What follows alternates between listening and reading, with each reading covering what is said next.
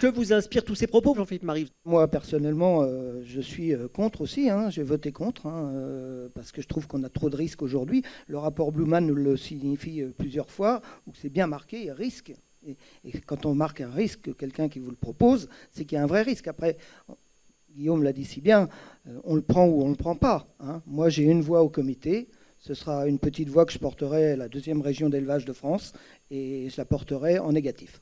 Alors Thierry, vous vouliez intervenir Comme vous l'a dit Guillaume Maupas, on a été interrogé très rapidement puisque dès août, je pense, de 2020, on a un questionnaire qui est arrivé, au même titre que l'ensemble des associations d'éleveurs, et on a répondu. Notre réponse a été claire, nette et précise. Après, bien évidemment, une étude et une réflexion, eh bien, on a répondu par la négative. Je vais vous expliquer pourquoi très brièvement.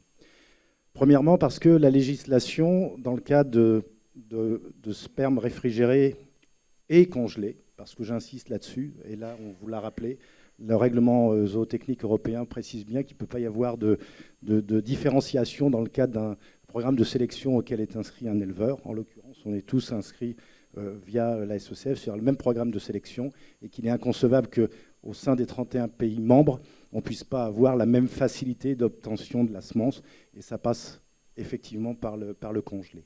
Et puis, derrière, il y a une réglementation qui n'est plus nationale, mais qui devient internationale, et qui oblige à une évolution des structures, aussi bien dans l'accueil de la jumenterie, des étalons, parce que, alors je vais passer dans les détails, mais obligé de compartimenter un certain nombre de choses, parce qu'on a une réglementation de fabrication ou de l'envoi ou des doses qui va être évolutive. Pierre Julienne, vous vouliez réagir? En ce qui concerne l'évolution sur la législation, donc pour l'autorisation, il n'y a aucune conséquence sur les autres dispositions du Studbook du trotteur français.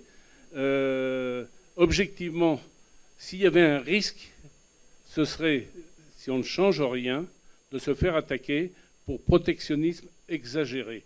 Quand vous dites qu'on a un Studbook international, qu'on exporte des juments, que tout le monde peut élever partout, et qu'en même temps vous dites oui, mais vous ne pouvez pas utiliser de transport de semences, vous êtes obligé d'amener les juments, de qui se moque-t-on? Quand vous habitez dans un pays éloigné, à part la Belgique, à part les pays frontaliers, les autres qui sont à une certaine distance, il aurait absolument impossible d'amener une jument à la saillie en France. Donc ça pourrait être considéré, à l'inverse, comme une mesure de protectionnisme exagéré. Donc le risque, il est actuellement dans la législation, qui consiste à dire on a un studbook ouvert et on peut élever partout, mais on a une disposition qui fait que vous ne pouvez pas utiliser de sperme transporté, vous êtes obligé d'amener votre jument. Donc c'est plutôt, me semble-t-il, l'inverse. En ce qui concerne le coût, écoutez, laissez les éleveurs faire leurs calculs eux-mêmes. Si, en ce qui concerne le coût, moi je ne suis pas d'accord avec les études qui ont été faites.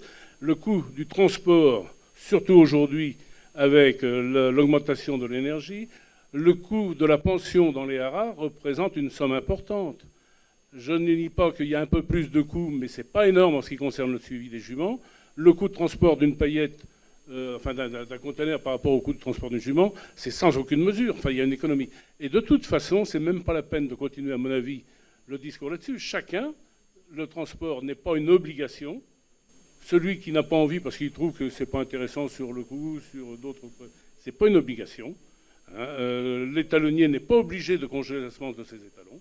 C'est une possibilité qui permet une évolution, parce que c'est le sens du progrès, et surtout en ce qui concerne les régions éloignées. Alors il faut être aussi de bonne foi, demander aux gens qui sont au centre de Normandie, j'en fais partie, j'y suis, effectivement le transport de semences, moi, ça me fait ni chaud ni froid, les étalons sont autour de la maison, donc c'est pas important. Et donc demander à ces gens-là, et se baser sur ces gens-là pour dire qu'ils ne sont pas favorables, c'est une évidence. Maintenant, aller demander aux éleveurs du sud-ouest, du nord, de l'est ou du centre-est, la question est différente. Il n'est pas question d'obliger le transport de vente, c'est une possibilité qui est offerte pour des pays éloignés, pour des régions éloignées, pour leur faciliter l'accès à la génétique et accepter le progrès qui va avec. On poursuit avec Thierry Andrieux. Même chose, votre regard sur tous ces échanges qui ont commencé avant vous. Moi, j'ai peur de l'inflation sur le prix des saillies, parce qu'on parle des 100 juments, mais ceux qui ont 60 juments, s'ils ont 400 demandes, le prix, au lieu de 2000, il va être à 4000. Donc l'éleveur, il va falloir, l'éleveur qui met en moyenne moins de 5000, quand il arrive sur des étalons à 3-5 000, il va payer 6 à 7 000 euros la saillie. Va-t-il tenir longtemps? J'en sais rien. C'est ça le risque pour moi. Si tous les pays d'Europe avaient des allocations conséquentes, ça ne me ferait pas peur. Mais là, j'ai peur que tous les pays signataires, le nombre de juments françaises qui va arriver chez eux va fortement augmenter. Philippe Boeuf. Alors, vous avez vu, il y a déjà pas mal de choses qui se sont dites. Comment vous vous situez? Personnellement, je vois le transport de semences comme une possibilité de sauver tous ces éleveurs, parce que je connais la conséquence de l'arrêt de l'activité d'élevage dans les régions éloignées. Et ça aussi, il faut que vous en soyez tous conscients. Si nos éleveurs disparaissent, c'est aussi l'activité d'entraînement qui va disparaître dans nos régions.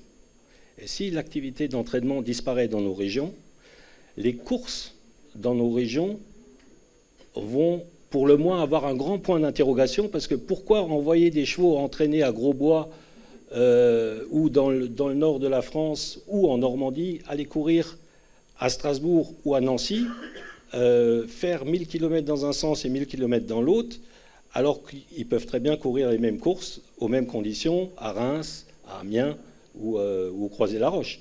Donc à terme, et c'est ça la grande crainte, et c'est vraiment un sujet de réflexion au-delà du simple transport de semences qu'il faut avoir, à terme, c'est la disparition des courses dans nos régions éloignées des lieux d'élevage. Il y a une chose qu'on a évoquée ce matin, c'est le bien-être animal.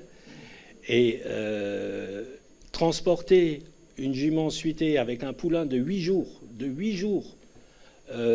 10 heures dans un sens, 10 heures de l'autre, pour 2 minutes de saillie, il faut vraiment m'expliquer le sens ou le bon sens de cette opération-là. Et il n'y a aucune logique, à part évidemment les questions dont on a débattu tout à l'heure, mais il faut qu'on réussisse à trouver des solutions pour les gens des régions éloignées, sinon on va, dans ces régions-là du moins, dans le mur.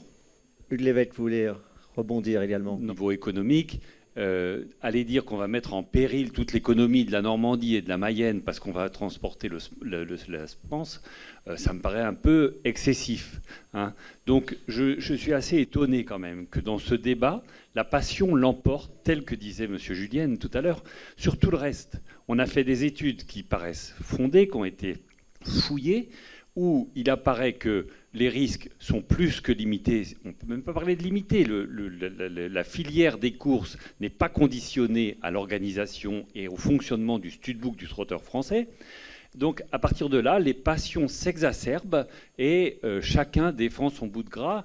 Et moi je trouve qu'en 2022, dire à des éleveurs qui sont à l'autre bout de la France, qui ont envie de faire de l'élevage, il y a une technique qui existe. Non, vous faites ce que vous voulez, mais on ne peut rien pour vous, ça me paraît très réducteur. On s'est quand même posé la question au niveau du syndicat des étalonniers de se dire, est-ce que, en ayant défendu à Bruxelles cette position de semences fraîches immédiates, si demain vous la faites évoluer,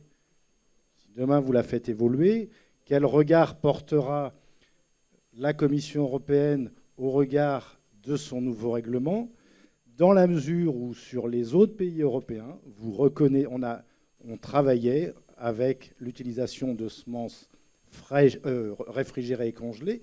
De ce fait, on vient à égalité de ces mêmes pays en termes de production. Et on peut légitimement se poser la question de savoir si ça ne déstabilise pas le maintien du studbook dans sa forme actuelle. Le débat continue. Monsieur Clérin, qui représente le ministère de l'Agriculture, qui veut prendre la parole. Je suis Patrick Clérin, donc du ministère de l'Agriculture, bureau du cheval. Depuis 3 ans, je suis en charge des questions courses, mais aussi des questions de sélection. Donc le règlement zootechnique, j'ai participé à sa négociation à Bruxelles en 2015-2016. Et je vois à peu près de ce qu'il prévoit. Donc vous êtes agréé comme organisme de sélection. Donc il n'y a pas de durée dans la limite. Hein. La durée était sous le coup de l'ancien code rural. Aujourd'hui, avec le règlement zootechnique, il n'y a pas de durée. Donc si vous prévoyez qu'on peut vous limiter le nombre de juments saillées par étalon et par an à 100 juments, et à partir du moment où c'est écrit, c'est opposable. Et personne ne peut aller contre ça. Qu'on soit en monte naturelle, en semences fraîches sur place ou en transportée, ça ne change absolument rien. Ça, c'est réglementaire. J'entendais Thierry Saudoir qui disait, oui, mais si on change les méthodes de reproduction, la Commission de Bruxelles pourrait s'interroger. Non, la Commission européenne n'a rien à voir là-dedans. Elle nous donne mandat, nous, États membres, à partir du moment où on applique le règlement zootechnique de l'UE et strictement le règlement zootechnique de l'UE, il n'y a aucun problème. Et en tout cas, ça ne changera absolument rien.